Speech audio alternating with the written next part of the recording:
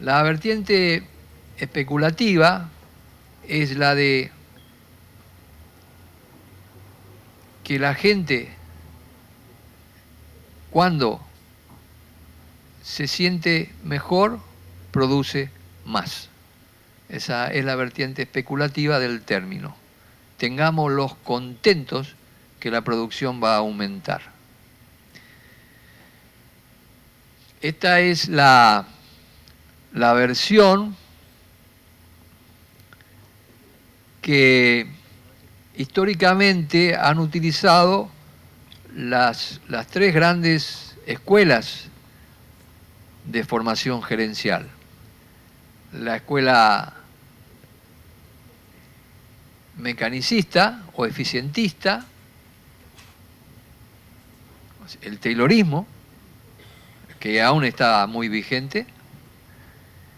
Una segunda escuela que es el funcionalismo, que refiere a la empresa como sistema, donde la idea es que los individuos cuentan solamente como partes de un todo, pero que el todo los sobredetermina. Es decir, ustedes como estudiantes son importantes, pero lo que hacen en la facultad es lo que la facultad determina. Van a los cursos que se diseñan, tienen los profesores que eligen el consejo directivo y las materias que el programa establece. Ustedes siguen siendo parte de un sistema, pero el sistema los sobredetermina. Ese es el enfoque especulativo del capital social, visto desde la escuela funcionalista u orgánica. Y una tercera escuela, o enfoque, o perspectiva, o visión gerencial, es la estructuralista, que sostiene que los comportamientos de la gente lo que reflejan son relaciones de poder. De modo que, más allá del bien y del mal, lo que impregna la realidad son las relaciones de fuerza, los espacios de poder. De modo que estos tres enfoques que se han llevado 100 años de estudios en administración, con distintas versiones, siempre han trabajado esta cuestión de la asociatividad, de la comunicación, de la colaboración, de los objetivos compartidos, desde la mirada de cómo ello impacta al objetivo que ellos dicen final del crecimiento de la empresa que no les pertenece y del posicionamiento en los mercados que son externos a la voluntad de los individuos. Yo dije que a esta versión especulativa le ha seguido una versión más sincera, más transparente, una versión más sostenible en términos humanos y sociales, que es la versión del capital social como la base de una organización sustentable. Lo que tiene el concepto de capital social como aporte científico a la cuestión de la conducción de organizaciones es que el concepto de capital social reconoce que las organizaciones no son equilibrios, no son armonías, no son conjuntos ordenados, no son medios coherentes con los fines a los cuales se aplican. La versión lúcida del capital social es la que advierte a los gerentes que los componentes de una empresa viven atravesados por fuerzas contradictorias, que no hay manera de que una sea victoriosa sobre otra, pero sí es posible configurar esa complejidad de modo tal que lo que resulte afectado no sea el bienestar social. Lo dije. De una, ya van 1000 veces que lo digo. De una. Esta vez lo digo sudando más, es una cosa, un ambiente tenso. Entonces, insisto en esta cuestión. Si a mí me llaman para explicar el tema del mejor funcionamiento de un banco, del mejor funcionamiento de una fábrica o de un supermercado, dejemos por unos minutos las instituciones y las organizaciones sin fines de lucro.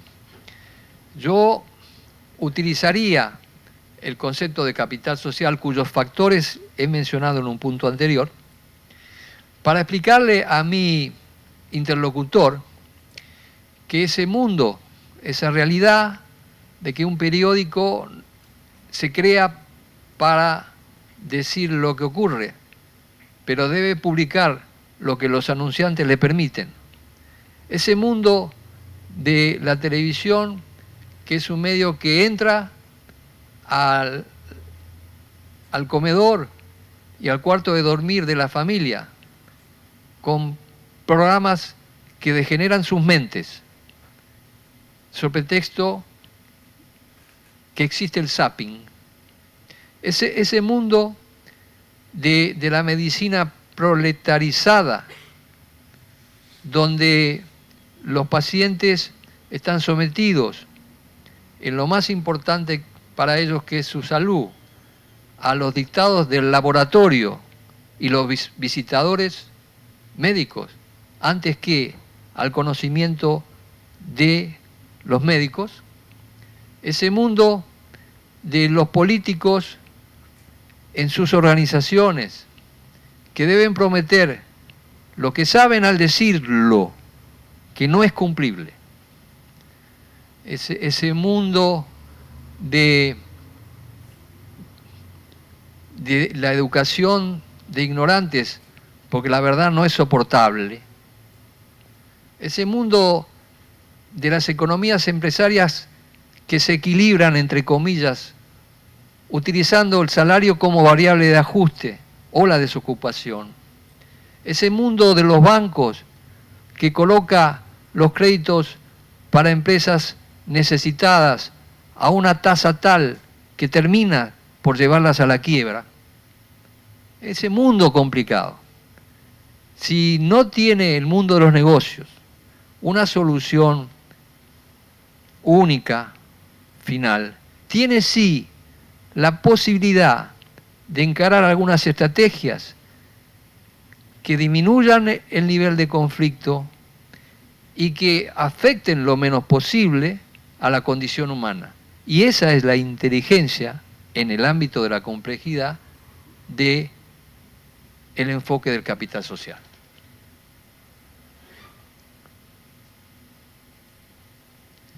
Quiero decirle con esto que es muy difícil conjugar la frase ética de los negocios,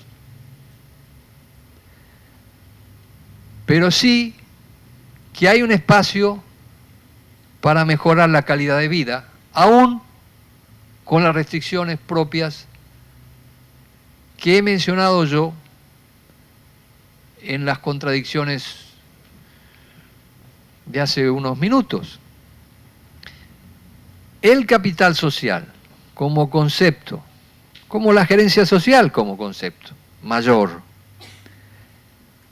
aporta, es una intervención en las dualidades que caracterizan, por ejemplo, a un curso universitario, donde los profesores no pueden decirle lo que saben a los estudiantes, porque ellos salen al día siguiente a ofrecer ese producto a la mitad de lo que el profesor está vendiendo. Este tipo de dualidades se ataca en realidad desde distintos frentes. Se ataca usando el poder, se ataca marginando, excluyendo. Es decir, en lugar de tratar el problema, se lo niega, se lo somete o se lo resuelve en términos del interés de una sola de las partes comprometidas en esta contradicción.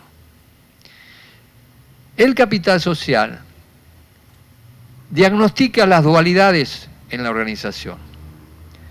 Aquellos pares de conceptos que no pueden dejar de enfrentarse porque la realidad en sí misma no es congruente.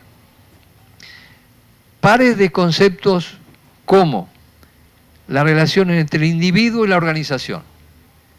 El individuo en su búsqueda permanente de libertad y la organización en su necesidad permanente de establecer presupuestos, estructuras, reglamentos, procedimientos, cursogramas, organigramas. Las organizaciones tienen un componente que es el de ser máquinas de impedir, que en alguna medida no puede obviarse. Y los individuos tienen un componente natural, son individuos, son seres humanos, en tanto viven en libertad. Pero el trabajo en empresas no es un espacio como el de la familia, el de los amigos o el estar con los hijos, que pueda desarrollarse según las inquietudes en cada momento de cada individuo. Entonces, este par individuo-organización es un problema. Como lo es también el problema entre las estrategias y la identidad. La palabra y el concepto de estrategia refiere a las formas que tiene la empresa de adaptarse a la demanda de los mercados. Y el concepto de identidad refiere a las raíces de la empresa, a su historia, a las condiciones que la hacen cohesiva, a la figura del dueño.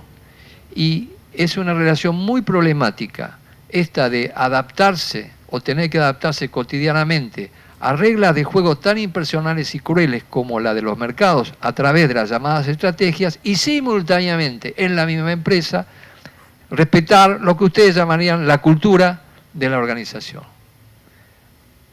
Ambas partes de la ecuación son necesarias, ambas sufren y ambas avanzan. Avanza el individuo incorporando nuevos conocimientos en una organización que lo inhibe en alguna medida. Porque un individuo en una organización no puede elegir lo que a él le gusta. No puede elegir lo que él cree que está en condiciones de hacer mejor. Es la organización, los directivos, los consejos accionarios, lo que resuelven por él. Esta frase, resuelven por él, no tiene solución. Los individuos no pueden resolver por la empresa. Y las empresas sí resuelven por los individuos. Estoy hablando de empresas en el sentido de unidades económicas que producen algo que la población necesita, no que necesite solamente el dueño.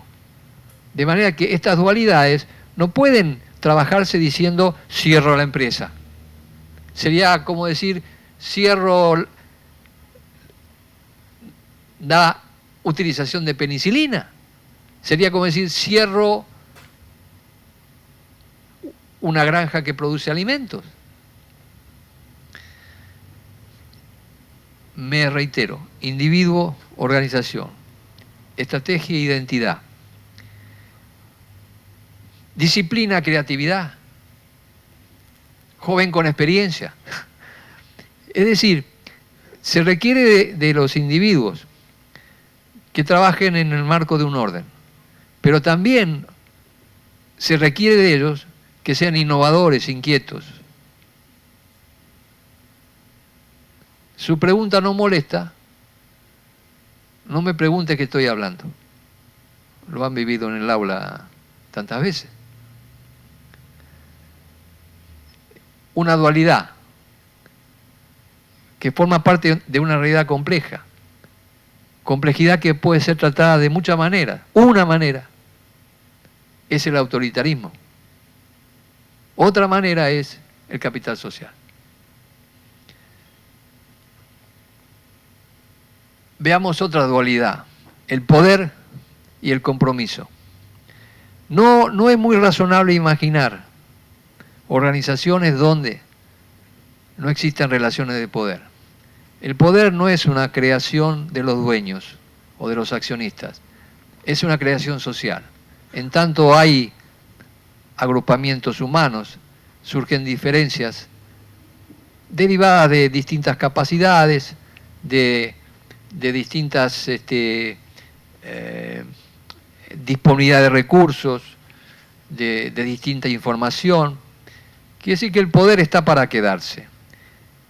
Pero también se necesita, y está para quedarse, el compromiso, la voluntad, la adhesión de los trabajadores.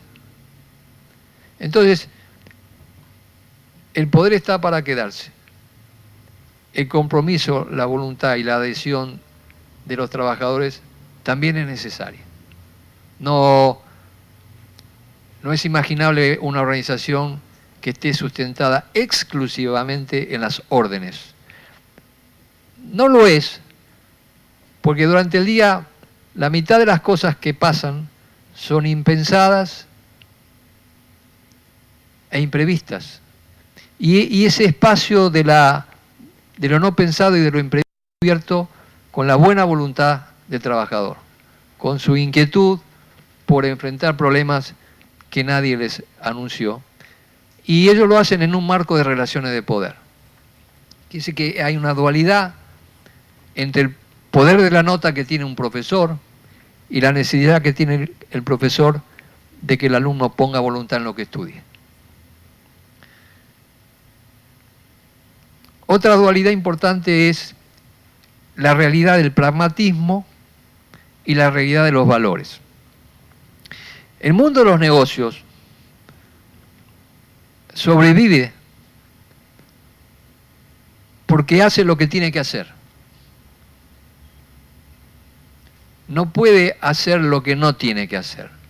Cuando yo digo que un ejecutivo, que un gerente hace lo que tiene que hacer, quiero decir que observa el comportamiento de los precios de sus competidores y se ajusta a eso. O lanza una campaña publicitaria y se sobrepone a la estrategia de su competidor. Significa crudamente que no se puede tener costos por encima de lo que el cliente está dispuesto a pagar. Hacer lo que hay que hacer es ajustar los costos. Significa que no se puede producir lo que a la gente le gusta hacer, sino que hay que producir lo que se puede vender. Pero simultáneamente a este pragmatismo tan directo de publicar los libros que la gente va a leer y no lo que la cultura requiere, en el caso de una editorial, ese pragmatismo, ese endiosamiento de